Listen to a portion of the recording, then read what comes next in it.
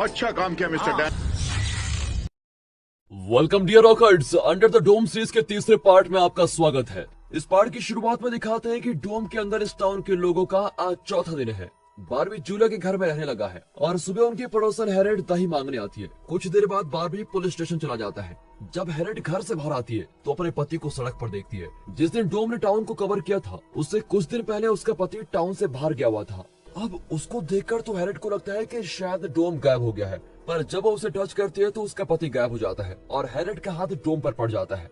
तभी उसको एक जोर का शॉक लगता है और उसका लिवर पेन वहीं शुरू हो जाता है। अब जिम के घर पर जूनियर फिर से एंजी के कमरे में जाता है, लेकिन जिम ने एंजी को प्रोटेक्ट करने का वादा किया था, इसीलिए वो अपने बेटे को खींचकर बाहर लेके जाता है और कहता है कभी यहाँ लौट कर मत आना। जूनियर को अपने पिता पर बहुत गुस्सा आता है, लेकिन फिलहाल वो कुछ नहीं कर पाता। एंजी को रोज की मौत का बहुत दुख होता है क्योंकि वो एंजी को अपनी बेटी की तरह प्यार करती थी। वो रोज के रेस्टोरेंट में जाकर देखती है कि रोज की लाश अभी भी किचन काउंटर पर पड़ी हुई है। तभी बैन भी आ जाता है और दोनों मिलकर उसके शरीर को दफनाने लगते हैं। अब लिंडा, बारबी और जूनियर रोज के कातिलों की तलाश में निकल पड़ते हैं। जूनियर उन्हें मार डालना चाहता है क्योंकि उन गुंडों ने एंजी को भी मारा था, पर लिंडा कहती है कि बेवजह वायलेंस नहीं करना चाहिए। फिर ओली नाम के किसान को दिखाते हैं जिसके पास एक बड़ा इरिगेशन सिस्टम है। इस सिस्टम के द्वारा वो टाउन को रनिंग वाटर सप्लाई कर सकता है। जिम और ओली ने मिलकर लोगों को पानी और प्रोपेन बेचने का प्लान बनाया था, लेकिन अब ओली जिम से कहता है कि इस स्टोरेज का सारा प्रोपेन मेरा है, तुम्हारा इस पर कोई हक नहीं है। जब जिम उसके स्टोरेज में जाता है तो उसका एक आदमी जिम को रोक देता है। फिलहाल तो जिम चला जाता है, लेकिन वो इतना माल यूं ही नहीं छोड़ने वाला है। दूसरी ओर जोई और नोरी डोम के साथ कनेक्ट करने की कोशिश करते हैं।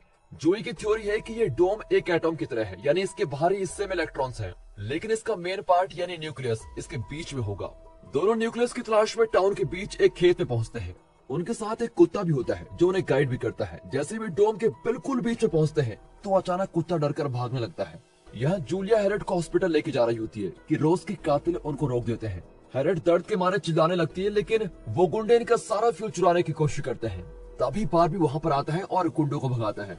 ये दोनों हैरेट को जोई के घर लेके जाते हैं जहाँ अब एलिस रहने लगी है। दरअसल इस वक्त टाउन में ये अकेली डॉक्टर है, इसलिए हॉस्पिटल जाने के बजाय वे हैरेट को यहाँ पर लेकर आए थे। अब एलिस और कैरोलिन हैरेट की डिलीवरी में मदद करती है। जोई और नोरी डोम के सेंटर में पहुंचते हैं तो वहाँ पर एक छोटा डोम होता है जिसके अंदर एक काला अंडा होता है। जब वो छोटे डोम को छूते हैं तो एलिस उनके सामने आती है और हाथ निकालते ही वो गायब हो जाती है। नोरी को लगता है कि उसकी माँ मुसीबत में है, इसलिए वो तुरंत घर भाग कर आती है।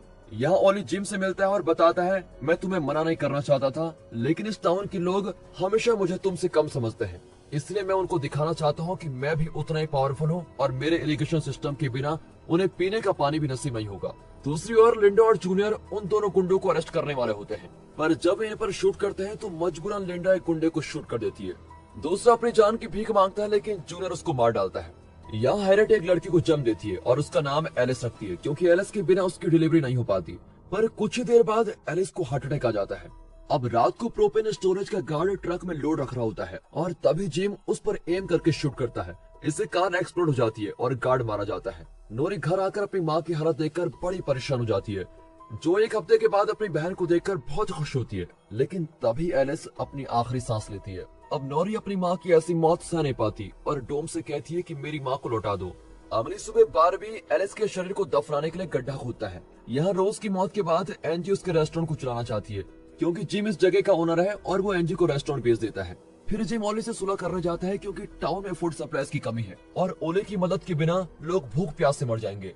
पर जिम से बदला लेने के लिए ओली टाउन के लोगों को भूखा मारने पे उतर आता है। अब जिम लिंडा और बारबी को टाउन के कानून के बारे में बताता है जिसमें इमरजेंसी के वक्त किसी की भी प्रॉपर्टी जब्त की जा सकती है। इसीलिए वो पुलिस आर्म फोर्स से रिक्वेस्ट करता है कि वो ओली के फार्म पर कब्जा कर ले। पर जब वे फार्म पर जाते हैं तो वहाँ इनसे कई ज्यादा आर्म्ड आदमी होते हैं। वे ऑफिसर कार्टर के पैर पर शूट करते हैं और वार्निंग देते हैं कि ये ओली का फार्म है, इसलिए अंदर मत आओ। अब जूनियर अपने पिता से बदला लेने के लिए ओली से मिल जाता है। पूरी पुलिस फोर्स की नाक ही कट जाती है और वे स्टेशन लौट आते हैं। जोई जूलिया को छोटे डोम और अंडे के बारे में बताता है और दोनों उसको देखने जंगल के बीच जाते हैं। इस वक्त अंडा पिंक कलर का चमक रहा होता है। जूलिया उसे टच करने की कोशिश करती है, लेकिन छोटा डोम उसे प्रोटेक्ट कर रहा होता है। फिर वो धीरे से डोम को छूती है तो उसे जोई का एक विजन दिखता है जिसमें वो कहता है सम्राट का सरताज पहनाया जाएगा। हाथ निकालते ही विजन भी गायब हो जाता है। इस पर तो जूलिया शॉक हो जाती है और दोनों जल्दी घर लौट आते हैं। यहाँ वाटर सप्लाई के लिए जिम लोगों को इकट्ठा करके ओले की आदमियों पर हमला करना चाहता है, पर बारबी कहता है इस तरह टाउन के लोगों को आपस में लड़ना ठीक नहीं है। इसके बजाय हम ओली के फार्म से पानी को टाउन के किसी और भाग में डाइवर्ट कर सकते हैं। इसमें पानी की वेस्टेज का डर है, लेकिन लड़ाई छेड़ने से तो यही अच्छा है।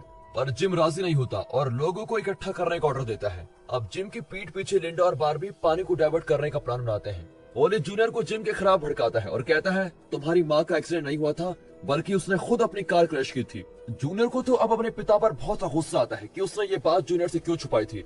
कुछ समय बाद बारबी ओली की जगह पर एक्सप्लोजन क्रिएट करने की कोशिश करता है, जिससे पानी के बहाव को डाइवर्ट किया जा सके।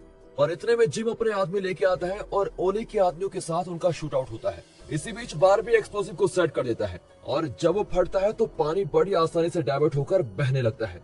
तभी जूनियर अपने पिता के सर पर मारकर उसे नीचे गिरा देता है। अब ओली के आदमी उसका साथ छोड़ देते हैं, क्योंकि काम के बदले अब उन्हें पानी नहीं मिलने वाला। ओली जूनियर को गन दिखाकर उसके पिता को मार डालने को कहता है, लेकिन जूनियर जिम से पूछता है कि आपने मेरी माँ की मौत के बारे में झूठ क्यों बोला। जिम कहता है कि मैं तुम्हें दुखी नहीं करना चाहता था, तुम चाहे मुझसे कितनी नफरत कर लो, लेकिन तुम मेरे बेटे हो और मैं कभी तुम्हें दुखी नहीं देख सकता। ये सुनकर जूनियर अपने पिता को मार नहीं पाता। तभी ओली जिम को शूट करने की कोशिश करता है, पर जूनियर ओली को शूट कर देता है। कुछ देर बाद बारबी जिम से मिलने उसके ऑफिस जाता है। बारबी को बड़ा गुस्सा आता है कि शूट आउट की वजह से 5 आदमी मारे गए, पर जिम को इसकी कोई फिक्र नहीं है। बारबी रियलाइज करता है कि जिम सिर्फ अपनी पदवी बनाए रखने के लिए लोगों की मदद करना चाहता है। अगली सुबह जूलिया बारबी को जंगल के बीच में लेके जाती है, पर वहाँ ना तो छोटा डोम होता है और ना ही अंडा। तभी लिंडा बारबी को कॉल करके बताती है कि टैड नाम के आदमी ने गलती से एक राह चलते आदमी को शूट कर दिया है। हालांकि वो एक ड्रग एडिक्ट को शूट करना चाहता था, जो बिना परमिशन टैड की प्रॉपर्टी में घुस आया था। बारबी तुरंत वहाँ पहुँचता है तो ड्रग एडिक्ट बताता है कि लेस्टर मुझे रैप्चर नाम का ड्रग बेचता था, लेकिन पिछले कुछ दिनों से मुझे ड्रग नहीं मिला है। ये सुनकर बारबी और लिंडा बिल्कुल शॉक हो जाते हैं कि लेस्टर सिर्फ अंतिम संस्कार ही नहीं करता, बल्कि टीनेजर्स को ड्रग का आदी भी बना रहा था।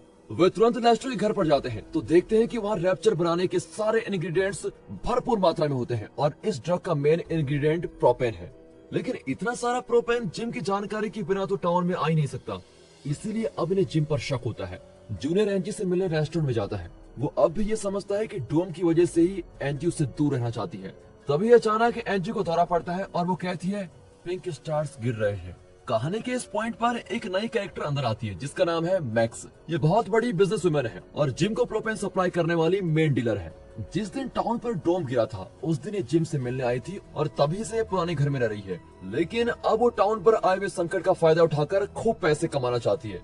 जूनियर एंजी को घर ड्रॉप करने का वादा करके उसको अपनी गाड़ी में लेके जाता है, पर एंजी बहुत डरी भी होती है कि वो फिर से उसे शेल्टर में बंद न कर दे। वो एकदम सरप्राइज हो जाती है जब जूनियर सच में उसे घर छोड़ देता है और कहता है जल्दी सब कुछ ठीक हो जाएगा। घर में जूलिया और बच्चे उस अंडे के गायब होने के बारे में डिस्कस कर रहे होते हैं। एंजी आकर बताती है कि उसे दौरा पड़ा था। अब उन्हें यकीन हो जाता है कि इन तीनों को किसी स्पेशल काम के लिए चुना गया है। नौरी एंजी की पीठ पर एक तितली का टैटू देखती है, जो बिल्कुल डोम पर चिपकी हुई तितलियों की तरह दिखती है, पर बाकी लोग इस बात को सीरियसली नहीं लेते। अब टाउन के लोगों को सुरक्षित रखने के लिए जिम सभी की गन्स वापस लेना चाहता है, पर वो जानता है कि जोर जबरदस्ती से लोग नहीं मानेंगे। इसलिए वो अनाउंस करता है कि जो भी अपनी गन्स और वेपन सरेंडर करेगा उसे एक्स्ट्रा खाना और पानी मिलेगा। नोरी और जोई अपने कुत्ते को लेकर फिर एक बार अंडे को ढूंढने निकलते हैं। एंजी पुलिस स्टेशन जाकर जूनियर से मिलती है और इस डोम के बारे में पूछती है, क्योंकि जूनियर अक्सर कहा करता था कि डोम की वजह से एंजी अजीब बिहेव कर रही है। वो एंजी को अपने घर लेके जाता है और बताता है उसकी माँ एक आर्टिस्ट थी। एक दिन उसे एक अजीब सपना आया था जिसे उसकी माँ ने कैनवास पर पेंट किया था। उस सपने में जूनियर एक पहाड़ पर खड़ा था और आसमान से पिंक तारे गिर रहे थे। अब रेस्टोरेंट में टाउन के कई लोग अपनी गन्स को सेंटर करने आते हैं, लेकिन टैड जिसने एक राह चलते आदमी को शूट कर दिया था वो नहीं आया। बारबी और जिम उसके घर जाते हैं तो पता चलता है कि जब डोम यहाँ पर गिरा था तो एक्सीडेंट में उसकी पत्नी मर गई थी। अब वो जीना नहीं चाहता और खुद को शूट करने वाला होता है। जिम उसको रोकता है और समझा बुझाकर उसे हॉस्पिटल भेज देता है। इसी बीच लिंडा पता लगाना चाहती है कि आखिर इतना सारा प्रोपेन कौन इंपोर्ट कर रहा है। वो प्रोपेन स्टोरेज पर जाकर सीसीटीवी फुटेज चेक करती है तो पता चलता है कि मरे हुए इंस्पेक्टर और मैक्स के बीच कोई डीलिंग हुई थी, लेकिन वो विश्वास ही नहीं करना चाहती कि इंस्पेक्टर बुरा आदमी था। यहाँ मैक्स आकर बारबी को किस करती है। तब पता चलता है कि मैक्स बारबी की बॉस है, लेकिन बारबी को उसके साथ काम करना बिल्कुल भी पसंद नहीं है। दरअसल बारबी और जिम को मैक्स की हर बात माननी पड़ती है, क्योंकि वो इनके सारे बुरे काम जानती है और किसी भी वक्त इनके सीक्रेट्स का खुलासा कर सकती है। जब बारबी और मैक्स अकेले होते हैं तो वो कहती है मैं जूलिया को बता दूंगी कि तुमने उसके पति पीटर का खून किया है।